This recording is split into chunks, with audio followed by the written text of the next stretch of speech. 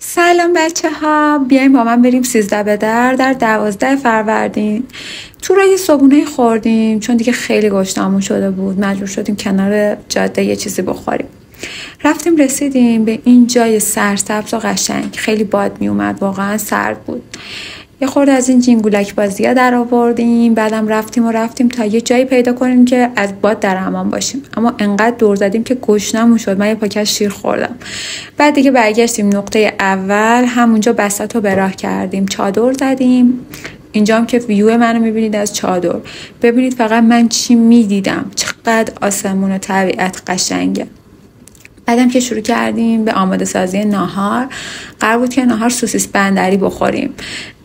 من تا حالا این کارو نکرده بودم، تو طبیعت همچین چیزی نخورده بودم. یه تاغار پیاز درست کردیم، بعدم سوسیسا رو سرخ کردیم. یه غذای چرب و چیلی از آب در اومد. خلاصه دیگه فکر نمی‌کردم انقدر چرب بشه. بعدم دوباره خواستم از این اداها در بیارم که به این نتیجه رسیدم که اصلا به من نمیاد، این کارو نکنم بهتره. اینجا میتونید روغن رو مشاهده کنید که چقدر چرب بود.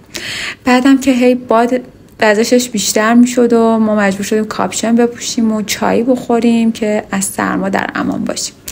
اینجا هم که ادور بهتون نشون دادم چه جای قشنگی کم کرده بودیم. بچه‌ها واقعا شبیه کوههای آلپ تو کارتون هایدی تو سوئیس. البته فکر کنم آلمان بود، نمیدونم. خلاصه که اینم هایدیتون.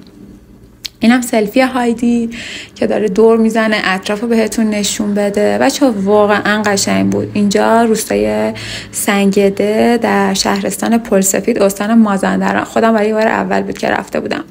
دیگه بعد نهار بچه‌ها سوسیس کبابی درست کردن، کلی وسطی بازی کردیم.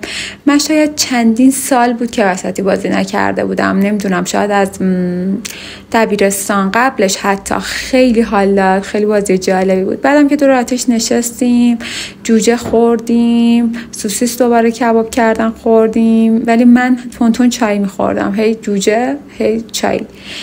به خاطر اینکه خیلی چای تو طبیعت دوست دارم، اصلا یه جور دیگه بهم حال میده. اینجا هم که یه دادم اومدم با یه اسپیکر خیلی بزرگ چسبیدم به ما و شروع کردم به آهنگ گذاشتن. این کارو نکنیم دیگه، شاید یه سری دوست ندارن که موزیک گوش بدن.